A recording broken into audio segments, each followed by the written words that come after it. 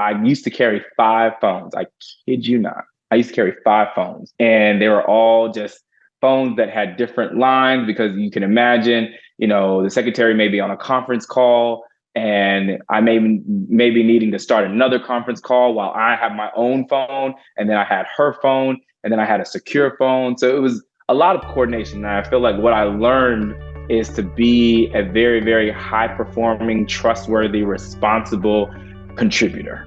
And that to me is an experience that I will never forget. Welcome to Career Cheat Code. In this podcast, you'll hear how everyday people impact the world through their careers. Learn about their journey, career hacks, and obstacles along the way. Whether you're already having the impact you want or are searching for it, this is the podcast for you. All right. Quintin, welcome to the show. Hey, I appreciate it. Thanks for having me. I'm excited to have you on. I know you and I have spoken about this for quite some time. So, let's dive right in. Let's tell the world what it is you do for a living. I like to say that I'm a public servant, someone who has loved being in government, loved helping people, loved thinking about the quality of life, but specifically how government operations support other agencies and programs, deliver services to constituents and citizens. So I would say what I do is make things happen. I'm a problem solver, but my field and industry is government and government operations. Great. Well, we're going to definitely walk through how you arrived at that point. As of today, I know you recently started a new role. Tell me where it is you are in the country and what it is you're doing. Yeah, so I've relocated to the DMV, specifically Prince William County, Virginia. I started about 9 weeks ago. So this is week 9 for me as the Deputy County Executive for government operations for Prince William County. So back in the DMV, where I actually started my full-time career. I initially moved up here from Florida from undergraduate. So DC was the DMV rather was the first area geographic location where I had my first full-time job. So a little bit of circular here for me. Absolutely. Okay. Tell me about where you grew up. You grew up in Florida? Is that what I just heard? And I did. Yeah. So grew up in Florida, born and raised in a city called Rockledge, Florida, which is in Central Florida. Literally, most of my family is from Central Florida. We have sprinkles in Georgia, Texas, and a little bit up north as well. But most of my family is in Florida. I was born and raised there, as I said.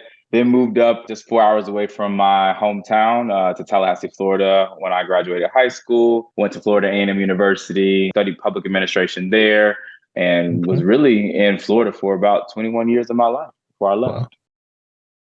Wow. Okay. So when you were in high school, did you feel like you would be doing what you're doing now?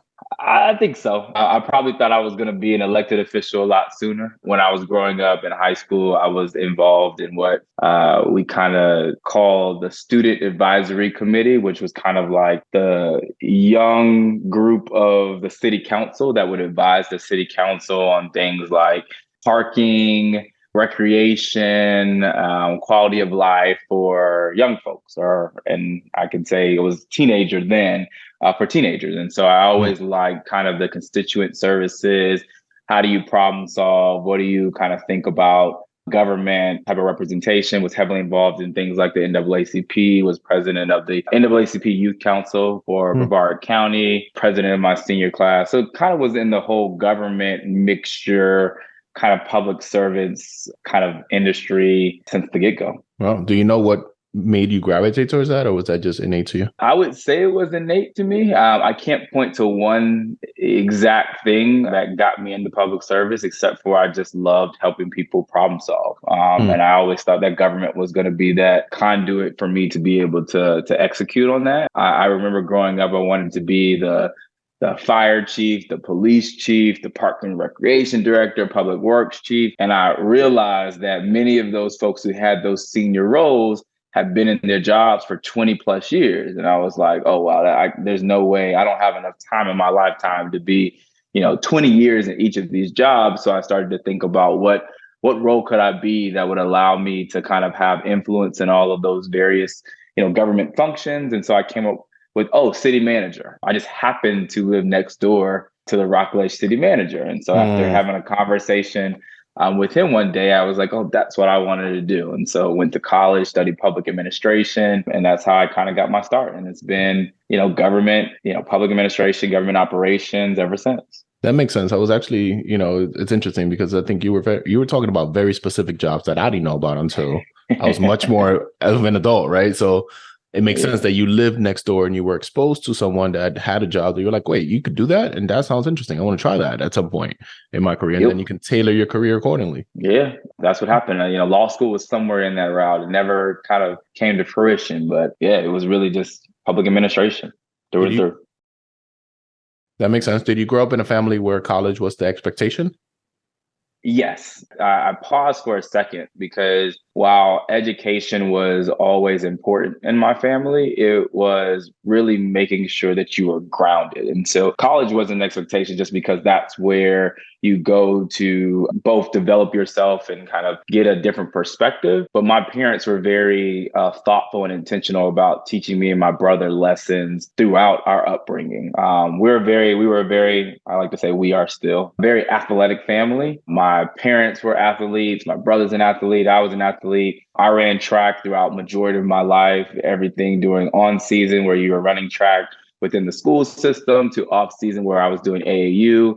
My dad was a coach. He coached everything from football to basketball to baseball to soccer to track. So my parents were heavily involved.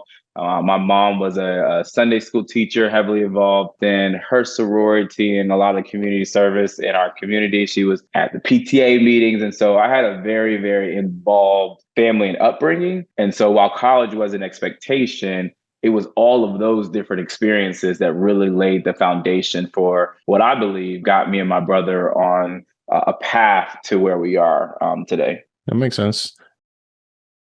Your selection of schools, right? I'm sure you applied to a good number of schools. What made you go with that one? And did you go and declared as a public administration? Is that a major? Was that a major there or? Yeah, so I think it was a concentration, and now I'm dating myself because I don't even remember. But it was a concentration. It's a bachelor's in science and political science, but a concentration in public administration. So wow, I think ultimately all I did was take public administration classes and kind of weaved in the political science track because that was kind of the umbrella.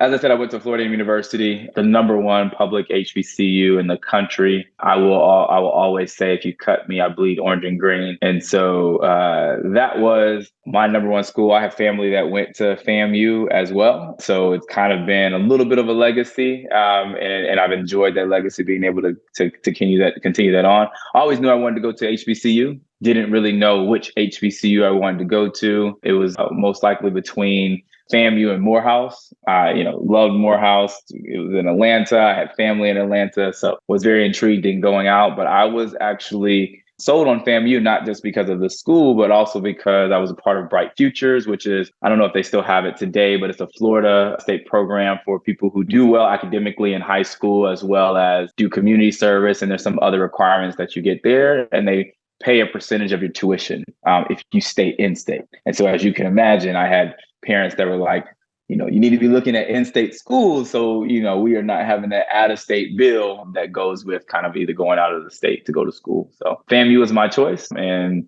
I have no regrets whatsoever. It was an amazing school, amazing time. My closest friends are friends that I've met at FAMU, as well as a lot of people that I went to high school with. We all went to FAMU together. So we graduated, and literally most of us went to FAMU. So it was like a continuation, not of high school clearly, but it was a continuation of our friendship at the college level. When you were in school, were you also an athlete there, or were you involved on campus in other ways? Yeah, so I did intramural track, so that was fun, but not as a full-on athlete running track there. I got an academic scholarship and a community service scholarship. So that allowed me to not have to go to any school with any strings attached as far as athletics are concerned. And I got to focus on, being in the state's capital and kind of getting involved in the legislative process at the state level, lobbying at the governor's office on behalf of education reform and those type of things. I got to work for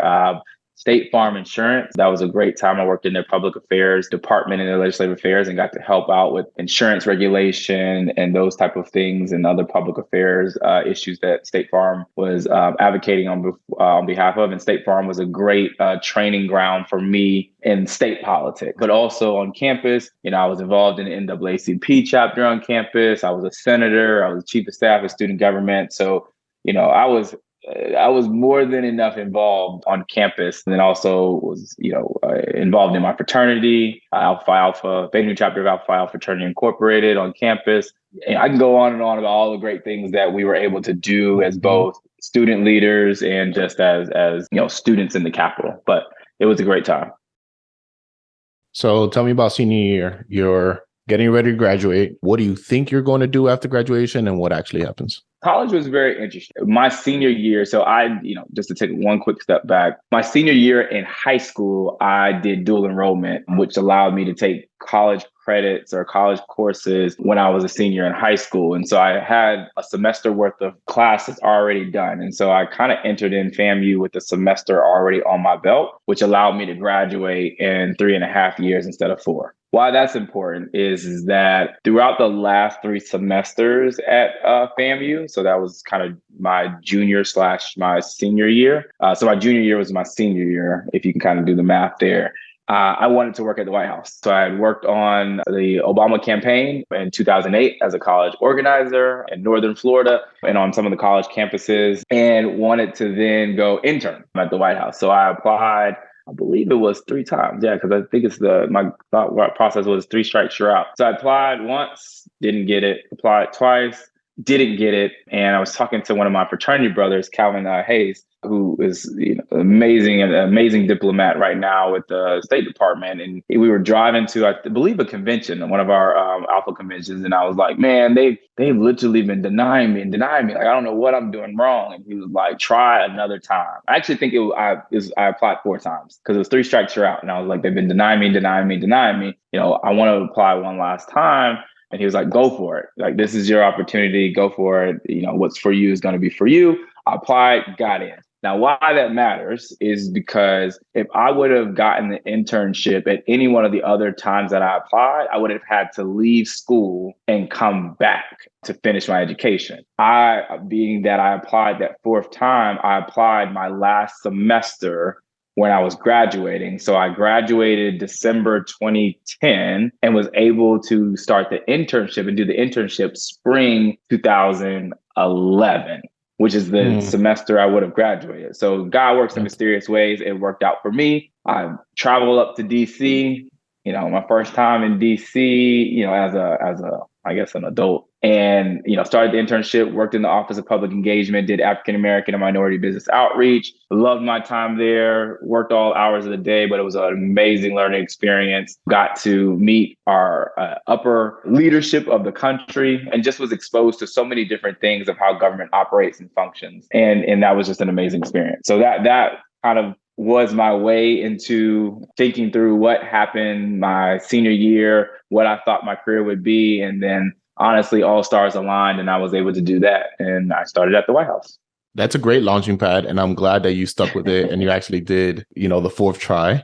And as you said, the stars definitely aligned there. Tell me about your experience there, right? So you get there and you're in the Office of Public Engagement. What is your actual workload? What are you actually doing while you're there? And then how is it divided, right? So I come from city government, as do you, and we'll get to that at some point, but pretty easy. You have a city and that's where you work. At the White House, they have a lot more jurisdiction. So how is your work divided in that stuff? I will say the White House is a very well-oiled machine. The Office of Public Engagement is broken up into various directors who oversee different constituencies. So you have African American outreach, you have veteran outreach, you have LGBTQ plus outreach, you have Asian outreach, you have all the various groups, identity groups and affiliations, as well as civic organizations, as well as nonprofits. You have all these various groups or portfolios that directors oversee. And so that kind of makes up the Office of Public Engagement, how we engage with citizenries, but it's through kind of organizations, right? So you would think of, a lot of the groups that represent the African American community. This is not the full group, but the Urban League, Civic Nation, NAACP, a lot of get out to Black Vote, like churches, those type of groups who basically represent a lot of the views of the Black community, but also just people who start community groups in local communities, right? This was our way in which we were making sure that we were a two-way vehicle for them to communicate with the White House, understand the president's message, and understand the president's priorities, as well as hear from them on what they wanted the administration to focus on.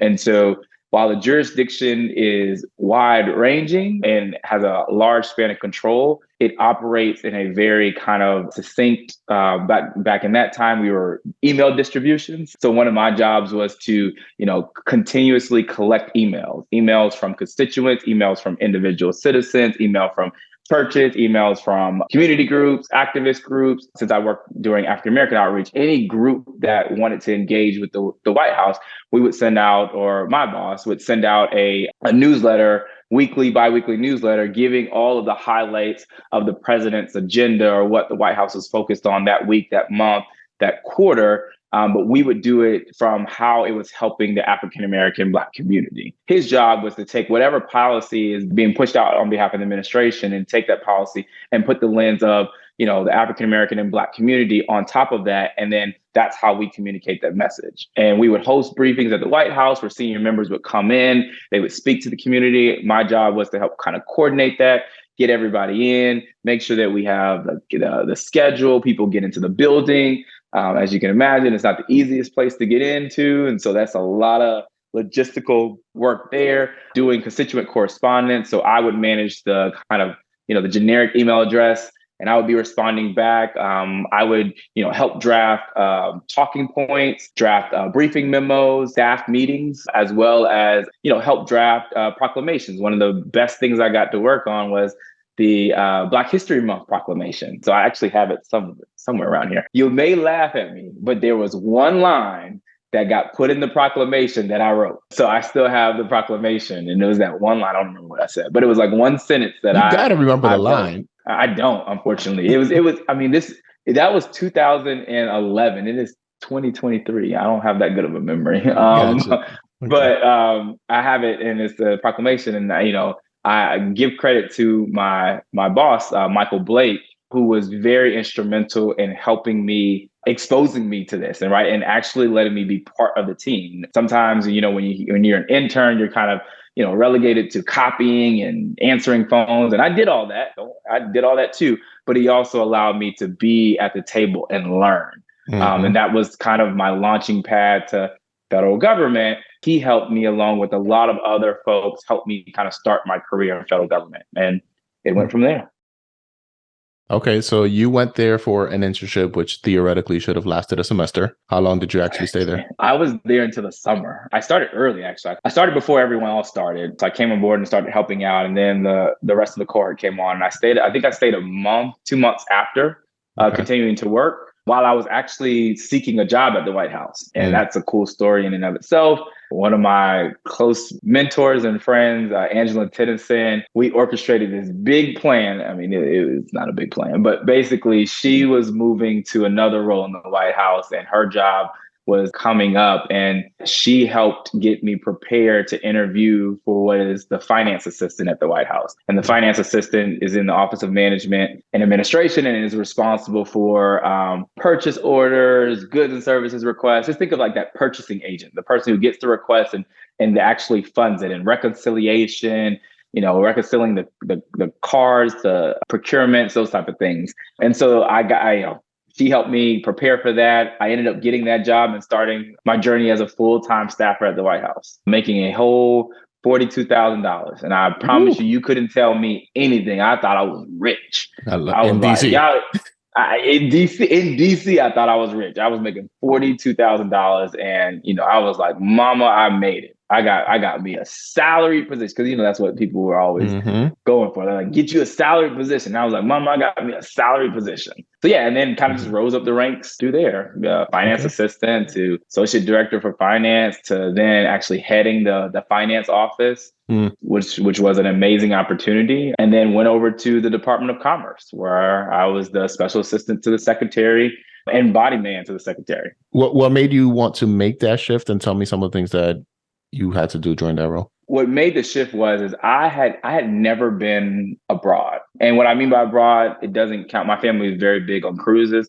So it doesn't count like going to all the Caribbean islands on a cruise boat. I didn't classify that as being abroad or going international. That was just something that me and my family did. Like we would go on cruises. And so to me, that wasn't like actually traveling internationally. So it was an opportunity to learn commerce, learn international trade, and like be the right hand man to the Secretary of Commerce. And I was like, I got to take this opportunity. Even though I was leading the finance office at the White House at the time, this was an opportunity to kind of travel, be the right hand, get exposure, be in the room with one of the cabinet members.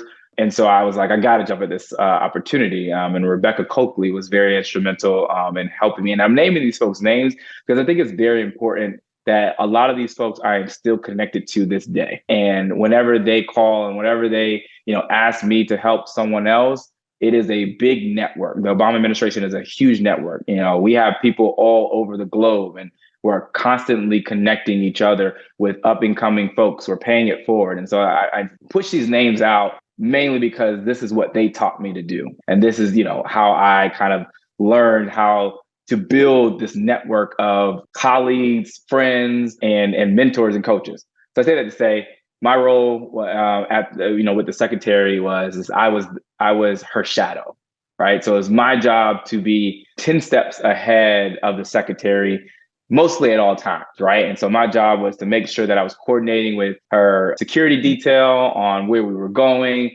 what did she need. My job was to make sure that I had everything from business cards to pins to, I used to carry 5 phones. I kid you not. I used to carry 5 phones and they were all just phones that had different lines because you can imagine, the secretary may be on a conference call and I may be needing to start another conference call while I have my own phone. And then I had her phone and then I had a secure phone. So it was a lot of coordination. And I feel like what I learned is to be a very, very high performing, trustworthy, responsible contributor. And that to me is an experience that I will never forget. After Dr. Blank, I worked with Penny Pritzker, who was another amazing mentor, amazing coach, really pushed me to kind of not just be the body man, but like take in all the information. I mean, when I was writing briefings, editing briefings, and working with her, she would challenge me to don't just write the briefing, read the briefing, internalize the briefing, and understand the briefing. And while she wasn't purposely quizzing me on a lot, it was my job to make sure that she knew the names of these folks before we walked into a room. And so I would be like, Madam Secretary, you're meeting with the CEO of X, Y, and Z, the CEO of X, Y, and Z. Remember you met with this person, 3 weeks ago, and you guys talked about X, Y, and Z, and you said you were going to follow up with Y. You did follow up with Y, i.e. I followed up with Y, and Y said this, and you remember that you're supposed to mention that person. Everything to like understanding, who she was meeting with, what they like. This person likes basketball. The NBA was just on, X, Y, and Z. And so I loved that role. It was good for me to kind of expose that. And again, I was young. I was a 24/7 worker. My job was to make sure that the secretary was well taken care of at all times. Any fun, memorable travels that came with it? I think there are too many to remember. So you got what you went to look for, is what I'm hearing, which was travel. Yeah. Well, I did. Give me a good one. And I got to be in the room. I have a picture. I got to be in the room with foreign presidents and foreign ministers. And I cannot tell you how not just cool that was, but for a young person like me to be in that space, how that changed my trajectory and kind of removed limitations on what I thought was possible, right?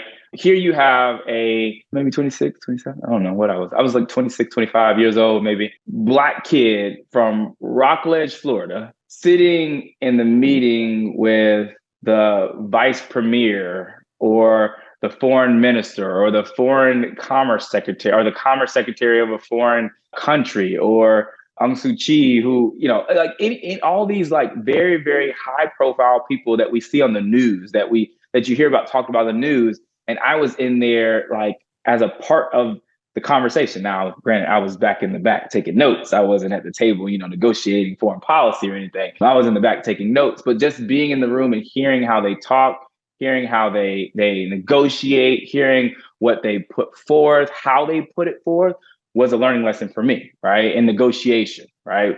How do you start a conversation? Do you jump right in and say, these are our 5 things that we want? Or do you talk about, what's the weather? I'm joking, but like, how do you talk? How do you get to that eventual ask? And how do you do it in a very efficient and effective way? Because to be honest with you, these meetings were like 30 minutes. These are not long, drawn out meetings where we are like having these large conversations. And the amount of information, Secretary Pritzker and Dr. Blank, but Secretary Pritzker for sure, the amount of information that she was able to cover in a meeting, I mean, it was just fascinating. It was amazing. I mean, literally, she would go into a meeting with the 3 things that she needed to come out with. And I guarantee 99.9% of the time, she came out with the majority of her items that she needed. It was a masterclass in watching her deal with her counterparts in a professional, cordial, appropriate, respectful way. I mean, when you walk out of a meeting and everybody's smiling, that's not often how these meetings go. And I think that that's just a credit to both her business acumen, her experience, and just the way that I think that she has carried herself and learned over the years. I mean, I cannot speak highly enough about my time with Penny or Secretary Pritzker. And I take all those lessons with me to this day. Wow. So it sounded like, there were definitely a lot of eye-opening, life-changing, definitely career-growing experiences that you endured in DC in just a few years, right? Coming from Florida and deciding to make that leap, right? And that's a big decision too, to say, not only am I going to take this internship, I'm going to try to stay employed in DC and move and uproot and make that happen. That right there. That's the big point. Because it was either, the internship wasn't paid. So I was 5-6 months in DC with no salary, it was a struggle. No salary, just vibes. Just vibes, all vibes. Yeah, got it. Vibes. Okay. Shout out to my intern cohort because we held each other down. But that also for a while. Yeah, but that also speaks to you, right? And having the vision of this is an unpaid internship, but there is something at the end of that could really yield a lot of exposure, a lot of opportunities for me beyond that. And you saw that beyond the check, right? Like that's not always easy to have that foresight and to actually follow through with it. Clearly it's worked out, and years later. So you stayed in DC for some time. And then what happened? You wanted a little colder weather, or what's going on? Definitely not that part, the colder weather. I mean, I think it goes back to Secretary Pritzker, who was always pushing me to grow, right? She was always telling me that, you need to start thinking about what's next and what does what's next look like. And she was always very supportive, me wanting to grow and kind of thinking through what growth looked like for me. And for me, growth looked like for me was going to get my master's degree. I could have stayed in the DC bubble, taken on other various roles, but I thought it was a good opportunity for me to go to graduate school because I still had that yearning to want to be that city manager, that executive on the local level, kind of running the operations of government. And so went to NYU, went up to New York City to go to NYU, Wagner School of Graduate School of Public Service to get my MPA. I lasted a semester or 4 months before I got pulled in to working for city government. A lot of the Obama colleagues that I worked with at the White House and then throughout the administration had moved up to New York City to work for the mayor and his administration. And they found out that I was there and they were like, oh, we got some work to come. Can you come over and help us out? So then I went over and I started working for the mayor's office, and it was a great experience. Started out as a strategic projects manager. Shout out to Dave Sheehan, who was a great partner in the mayor's office, and then kind of rose up. Was there. I was working as his deputy. Then I became the director of human resources and the head diversity and EEO officer, which was one of the first times we've had that position really focused on in the mayor's office. And so we created everything from employee resource groups to rethinking diversity and inclusion, diverse recruitment. I mean, we changed the game in the mayor's office on how we think about diversity and inclusion. And at that point, we hadn't gotten to equity yet, right? We were kind of really just talking about inclusion. It was all about diversity. And so we had just started talking about inclusion, and equity was nowhere near the conversation at that point. But we did a lot of great work at the mayor's office and kind of really changing the culture and, creating a better work environment for the employees. Because as any political hub is a place where you work hard, you work long hours, and it becomes your home.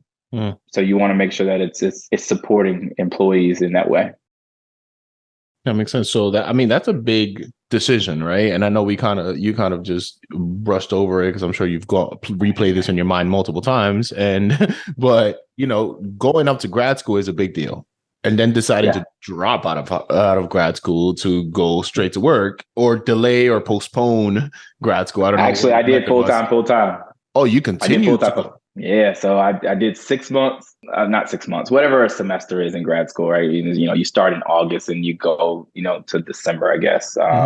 But yeah, I did that. I did 1 semester of grad school, full time with just school, and then got looped in and started working. And then from there on, it was full time grad school, full time work.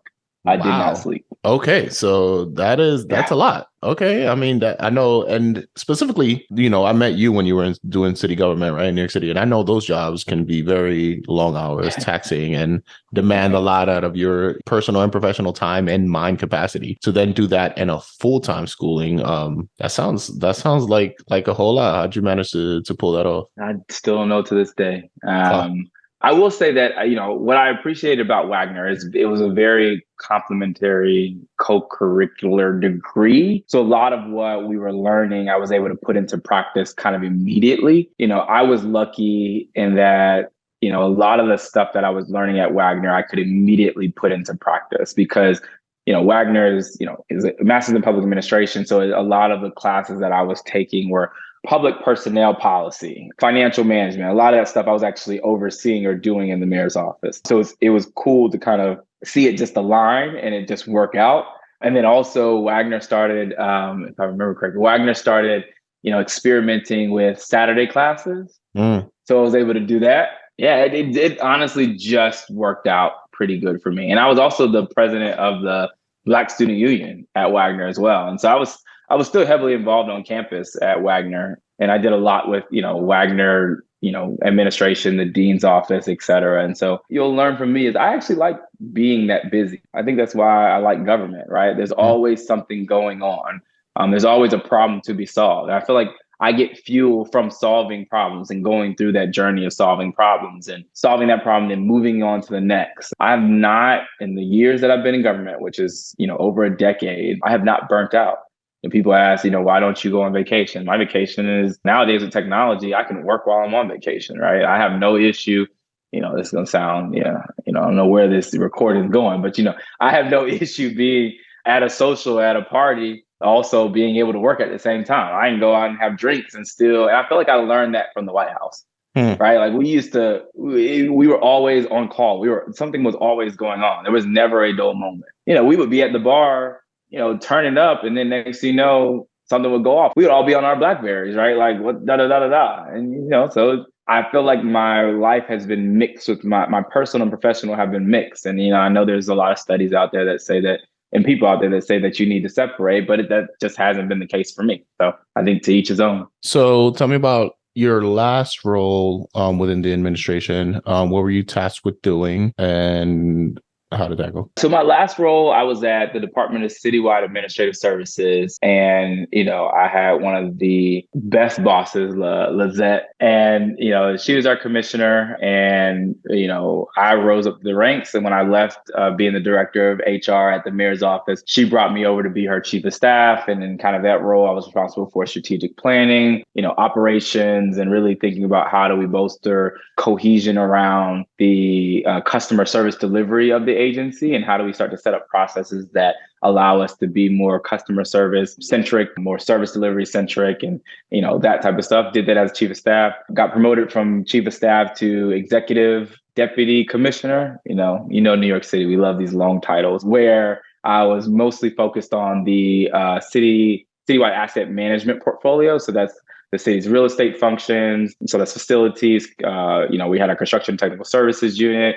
We had our facilities unit. We had our, it include like the courthouses and the 55 buildings that we oversee overall. And then I had a lot of like strategic operations, kind of like a chief operating role in that role. And so I worked a lot on like internal processes. Again, I oversaw our IT department. So worked a lot about like innovation, thinking about how do we push forward new ways to do things. And then, I got tasked with being our COVID coordinator. Because DCAS has a citywide function. We oversee everything from human capital, fleet, procurement, real estate, energy, diversity, equity, and inclusion. And clearly I'm missing one, fleet, and there's probably a couple more in there. But we have a citywide function. So, a lot of what happened during COVID required DCAS's involvement. Everything from when we were, procuring, ventilators, masks for city, when we were issuing out human capital policies for about teleworking. The city had never done teleworking before on a citywide basis. So how do we do that? And my job was, and my team's responsibility is to think through citywide guidance. And so we called it issuing out guidance for our workplace, workspace, and buildings. So thinking through, all the policies that we were implementing on checking your building, checking your HVAC systems, all the policies around personnel, what you should be doing with your employees. How do you set them up for success? How you should thinking about, inviting employees back into buildings, inviting residents and constituents back in buildings. It ranged the gamut. It was all of that. And so we created the document and the policy that went out to all agencies on how they had to comply opening up. And then ultimately, we were responsible for ushering what we call RTO, which was the grand return to office. And so as you probably remember, the mayor had everyone return back to the office in phases. And so we were responsible for helping the agencies think through that process as the city started to open, as the state and then the city started to open back up. How are we bringing employees back, and what did that look like? And what were some of the requirements that we needed to do to ensure that our employees were returning in a safe, efficient, and effective manner? That was the highlight of that time. And at the same time, I served as the acting commissioner while my boss, Lizette, was on leave. And so I was handling a lot of that kind of, as back and forth with City Hall, making sure the agency was still running efficiently and effectively, and kind of being that liaison with all of our external partners, other commissioners, et cetera. So that was a cool opportunity. So I was wearing a lot of hats at the end until, I left and went on.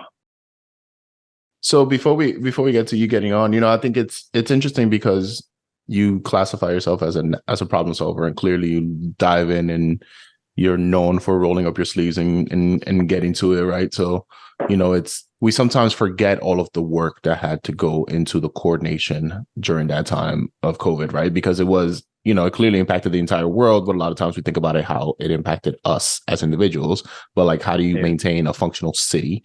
How do you communicate things appropriately, accordingly? How do you procure things? How do you do all of those things? And you and your team were tasked with actually like being there and figuring that part out. And that's a pretty big undertaking. Yeah, I mean, I will say it was a big team, right? So DCAS had its role. My team had our role in the larger COVID response. But, have to shout out the health department, all the folks that were working on the front lines, preventing, saving lives. They, in my mind, are really the true heroes. My job and my team's job was just to make sure that they had the resources that they needed to do their job. And that's the role that DCAS plays in the city overall. And so to me, it was just a continuation of the great work that DCAS did and continues to do to this day. And I think, ultimately what I will say, not just the healthcare providers and all the other folks that worked in the mayor's office and, on the COVID response, but also, shout out to our frontline janitorial, custodial and trade staffs. I think in hospitals, they are kind of celebrated every day because they have a job to clean, the bed. And I'm calling the bed, meaning the room that a patient is in before the next patient can come into that room.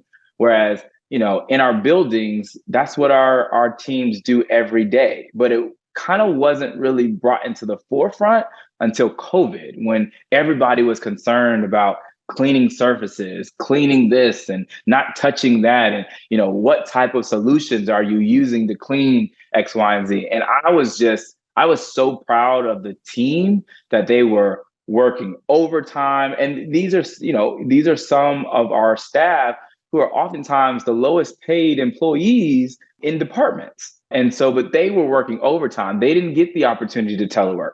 A lot of the trades folks who were working on our HVAC systems, they didn't get to telework, right? Whereas a lot of the managerial staff who are already making whatever they're making, higher amounts of money, they got to telework. And so it was great. It was a great opportunity for me to be able to highlight that work and the work that they were doing and put them on the pedestal, or giving them a platform. I just can't thank them enough. I mean, these folks were literally, they couldn't stay home and do childcare when everybody, when schools were being closed, they couldn't stay home and telework to do childcare. They had to come into work because they were in situ employees, and we needed them to clean spaces. Because remember, government doesn't shut down. Yes, we were all masked, and some of us were wearing gloves, and not me, but like some people were wearing gloves. Everybody was, looked like they were in a spacesuit. But, it was those heroic trades folks, custodial folks, and facilities folks that were just, the unsung heroes. And shout out to IT too, who literally were able to transition people from working in the office to being at home and making sure that we can stay connected. And so these are some of the back office things. And this is what I love about what I do. These back office things are so important. Your human resources, your IT, your budgeting, your finance, facilities folks. Like this is my area of expertise. I love this group because, without them, government would not function. That's real. Okay. So you were there until about summer 2021. And what happened then? So I left to go to business school. So I started business school that fall. Literally worked because we were still in COVID. I literally worked all the way up until I literally just had to take a break to literally uproot myself from New York to Boston. While a lot of folks were during the summer, they were doing these pre-internships or they were doing these traveling. I literally, because we were still recovering from COVID or on the recovery for COVID, I literally worked up until I couldn't work anymore. And so I didn't really have a break between working and then literally starting school. And so I started at Harvard Business School. Like I said, that fall, spent the 2 years in the program at HBS. Great experience, met a lot of cool people, traveled a lot, learned a lot. I call it was my immersion in the private sector and learning the vocabulary and language of capitalism and how business entrepreneurial, business CEOs, entrepreneurs, investors, financiers, bankers, how they think. It was cool. I thought it was a great 2 years to spend learning something new. So as someone with already a master's degree, right? So you had an MPA. Yes. Why was it important what made you want to go to business school now to learn all those things? I get that, but why? There's an article that talks about a tri-sector athlete, someone who's able and knowledgeable of all three sectors being nonprofit, government, and private, and how society is moving in a direction to whereas you're going to need the cooperation and collaboration of all three sectors if we want to continue to grow, succeed, and be able to deliver the right service. And to be totally transparent with you, I do not believe that government is always the right answer to a problem. Government is oftentimes the last resort, and what I mean by last resort, the place where people go to when they couldn't have found or they couldn't find it anywhere else, right? And to me, like I said, I don't think government is always the place in which should be providing that service. I think government has an opportunity to start to partner both with the private sector and the nonprofit sector to provide service delivery, provide programs, and also, figure out ways in which there can be partnerships to whereas government is not always having to be the backbone of every single thing that a society needs to get done. And so I wanted to go to business school to really understand what are the capabilities and the incentives that drive, markets, and why and how can government partner with the private market or private markets to kind of solve some of these big societal challenges, whether that be climate change, whether that be housing, whether that be food insecurity, whether that, whatever you name it, right? You name it. How can we start to partner, and what is government uniquely fit to solve versus what is the market uniquely fit to solve versus what is the nonprofit and philanthropic, industry, society, quote unquote, social society fit to solve. And so that's honestly the tie that I wanted to make. Do you feel like you got answers to those things, to those questions? I feel like I came out with more questions, but I think that's a good thing. I wouldn't expect that someone who has been in government for well over a decade and been trained as a government, operator, to go for 2 years, go into business school, and then that totally, changed my mind and answer all my questions. That was never my expectation. I wanted exposure, and I wanted to be able to challenge some of my thought processes. And I was able to do that. So I feel as though it was a success in that space. I thought a lot of the dialogue that I got to have in business school was interesting. I mean, when you think you're in a room with a whole bunch of financial folks, Wall Street folks, bankers, et cetera, they blame government for a lot of things. And I probably did my share of blaming them for a lot of things too. But it was a great and healthy dialogue on, when should government step in? What is government's role? Should government set the framework and regulation, or, before an industry starts, or should government let innovation happen and an industry start and then figure out how to regulate it? Case in point, crypto. Who should be regulating crypto? AI. Who should be regulating AI? Metaverse. Who should be regulating? These are conversations that we got to have. And while there was never an answer, right? You don't solve it. 90 students in a classroom with a well and intelligent professor and, peers that have a lot of experience, you're not going to solve that in that class, no matter, because we don't have the, requisite expertise. There's other stakeholders that would also have, opinions on that. So we're not going to solve it, but at least we were able to interrogate the question.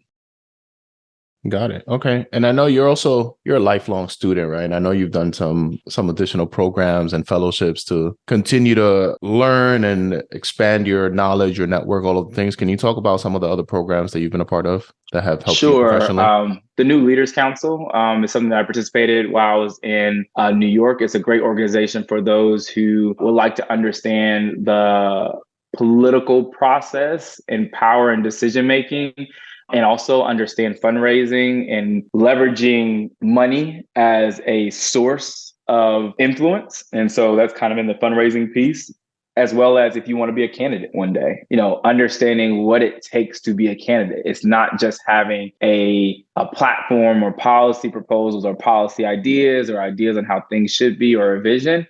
But a candidate is also someone who has to run a campaign, i.e. fundraise, i.e., hire staff, select different policy proposals. You can't, it's hard to have an opinion on every single thing that's going on in the country, state, or your locality. And so picking and being able to prioritize. So I felt like that was a great way in which I could kind of see what it means to really be someone in that space. And so, we were teamed up with lobbyists, politicians, elected officers, constitutional officers, all of those different things from federal, state, and local levels. So that was great.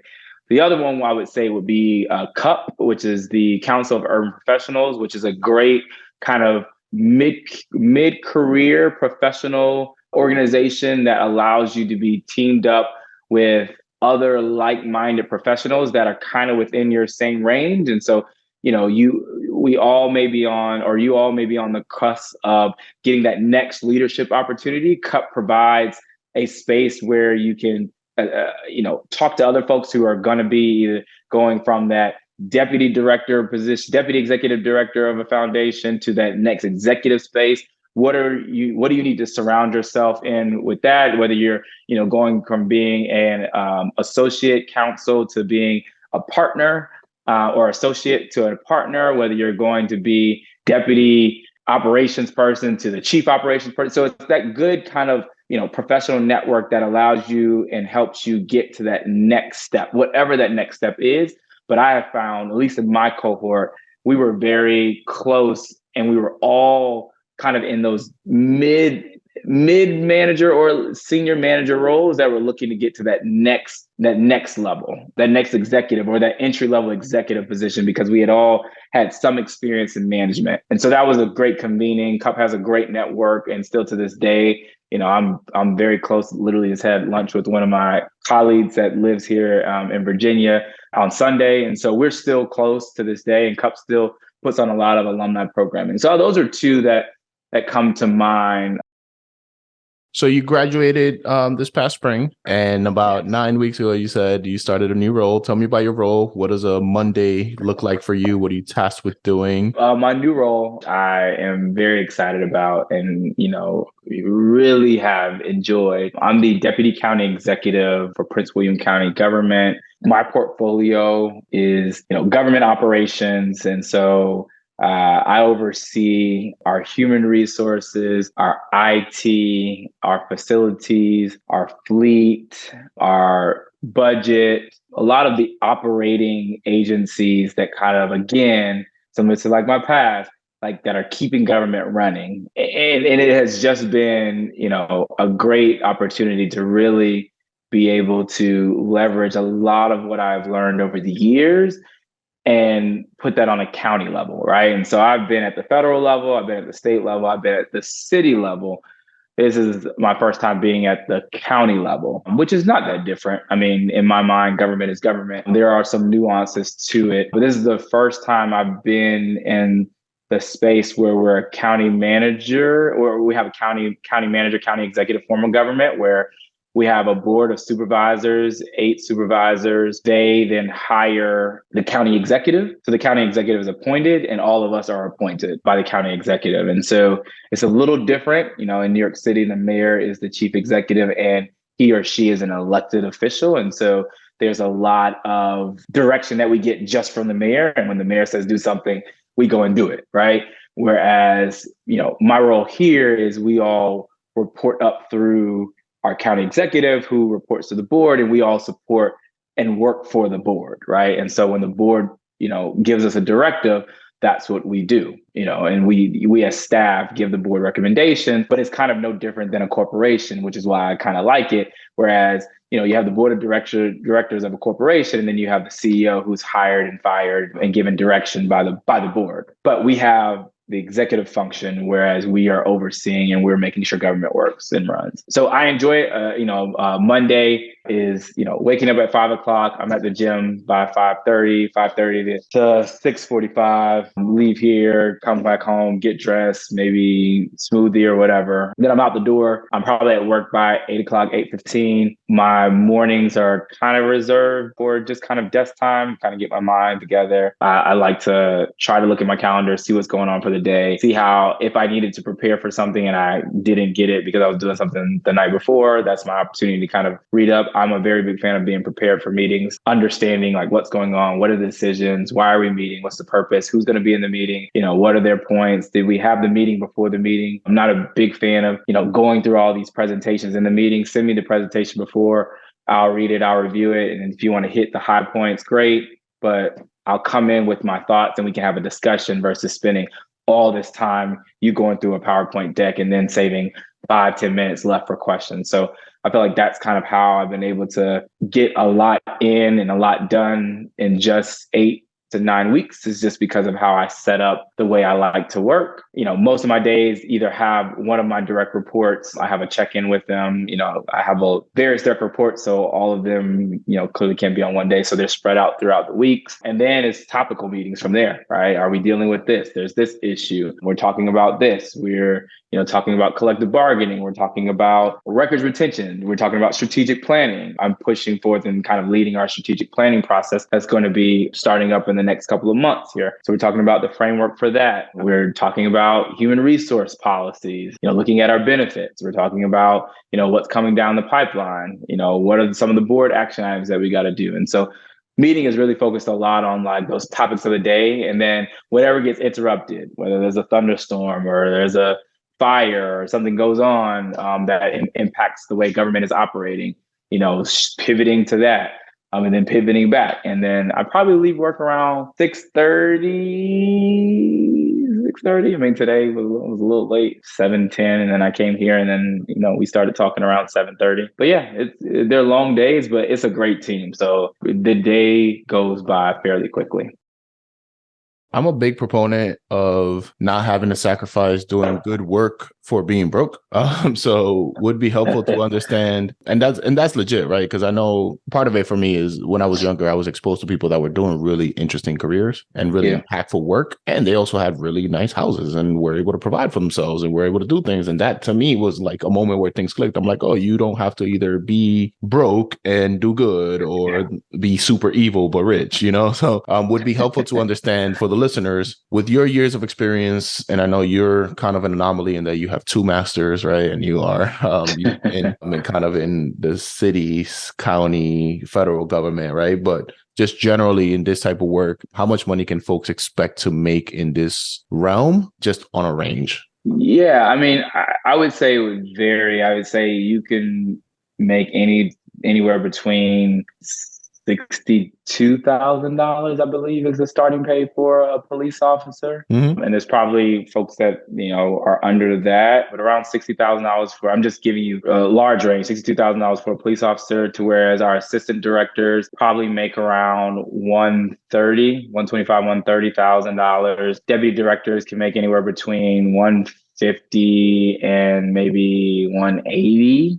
Mm-hmm. And these are ranges. And then, as you start to get into director, you can make maybe 180 all the way up to maybe 205, 210. And then when you start to get into the executive ranks, like deputy county executives, deputy city managers, those type of folks, you start to think of anywhere between like 225 to 250, 260. Got it. That's and then helpful. From county executive, it continues to go up. That makes sense. And I appreciate that. And I know, at least in New York City is I think also not the norm, right? But we were very transparent with salary. So like you can, you can very much figure out exactly what folks would be making in a specific role. But I know that's not always the case. So it's helpful for folks to understand that if you want to stick in government, you can definitely have some good impact, do some good work, and make some decent money to take care of yourself and your family. Yeah, I would agree. You're right. New York City is very transparent with their salaries. But I would also add,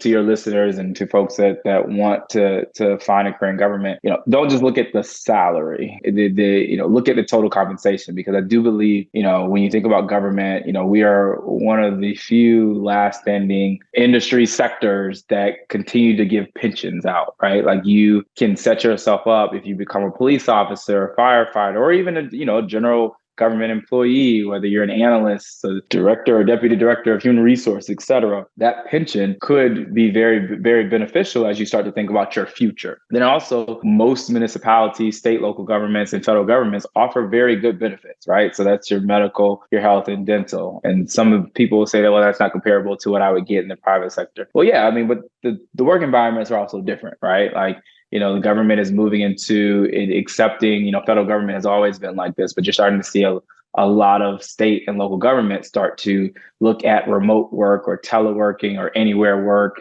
where they're allowing folks to do, their work as long as they're getting their work done, results oriented, et cetera. They allow their workers to, telework, right? Where unless you're in kind of an industry like IT or consulting or some other industry, you may have to come into the office if you're in the private sector. So there's just a lot of other benefits that the government offers that go beyond salary, right? You're able to do good. Most often, if you're working for a local government, you're closer to your house, your home. And so there is a better work-life balance from that standpoint. So for loan forgiveness, public service loan forgiveness, right? Like there are a lot of other benefits other than salary. And when you add those other benefits to the wage that you would actually get, I think it is a comparable salary. Like I said, I was excited when I made that $42,000 in 2011. You couldn't tell me nothing. That's hey, man. My first job when I got 35K, I looked at my mom. I was like, "We made it, ma. We made it. We made it." Are there any forms of media that you would recommend that you think have impacted you personally or professionally? That could be a book, a movie, a show, a podcast that you're like, you know what, this either is something that I do consistently that helps me, or that I read consistently that helps me, or that I listen to, or something that I saw once upon a time that really shaped my trajectory. So the movie Pay It Forward, I don't know if you've ever watched the movie Pay It Forward. It's one of my, oldies but goodies. It is it is a great movie that I still love to this day. It's my mantra, pay it forward. I would recommend all the podcasts that most folks listen to. Like, I'm a big fan of Oprah, Super Soul Sunday podcast. Any podcast where the person is actually, I listen to the Economist, to where they're interrogating a topic, not interrogating or interviewing a person, but interrogating or interviewing a topic. And the reason why I say the latter and not the former is because you want to be able to get the facts and a perspective, but you don't want their perspective to be the facts, if that makes sense, right? You want to be able to come up and make your own judgment. And so I like podcasts like The Economist that, they're interviewing someone, or they're talking about a topic, but they're interrogating the question. They're like, why is this happening? What's going on? The who, what, where, when, why, how of this topic. But yet they're doing it in the form of an interview, but you're pulling out facts. Right. And so I like those type of podcasts. Books, I'm a little bit all over with books. I'm an Audible person. So I fast track books. Probably not the best thing in the world, but I fast track books and I'll listen to audiobooks just so I can get to the point. I read a lot of memos and documents every day at work. So by the time I get home, I'm not trying to read a book again. Even if it's a good novel or et cetera, I'm just like, I'm read out from policy memos that I've been trying to make sense of. The one thing I do read, I read The Economist. So I listen to The Economist and then I read The Economist, the actual weekly Economist that comes out, the magazine, or I guess it's a magazine, whatever. Okay, that's awful. Okay. Is there anything else that we haven't discussed today that the world should know about, Quintin? I would say that, I have learned throughout the years that the saying of don't get mad, come up with a better argument. And so, when I find myself getting frustrated that either someone's not listening to me or they're not getting my point of view or et cetera, I remind myself is that, people are people. They have their own point of view. And so don't get mad that they don't have a point of view that aligns with yours. Either come up with another argument or figure out another way. And so I think that has just helped me. And the last thing I would say is just this notion around, I know people say this and they don't often, truly mean it, but I do mean it. Like, just don't take things personal. Right? It's something that all of us say, including myself, but I really try to not take it personal. I chalk it up to that's what you want, and your reality may not be my reality. I have to respectfully disagree, and not just say I respectfully disagree, but actually respectfully disagree. I have to go my way and you go your way. We're not always going to agree, but at the end of the day, someone's going to have to make the decision, and whoever's authority that decision, relies on, and that person pulled the lottery that day. Got it. Okay. Appreciate you coming to the show. I appreciate you having me, good friend. And good stuff on creating this. I think this is pretty cool that you decided to do this.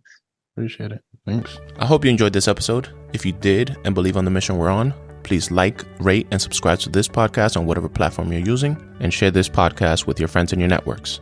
Make sure you follow us on Instagram and LinkedIn at Career Cheat Code, and tell us people or careers you would like to see highlighted. See you next week with some more cheat codes. Peace.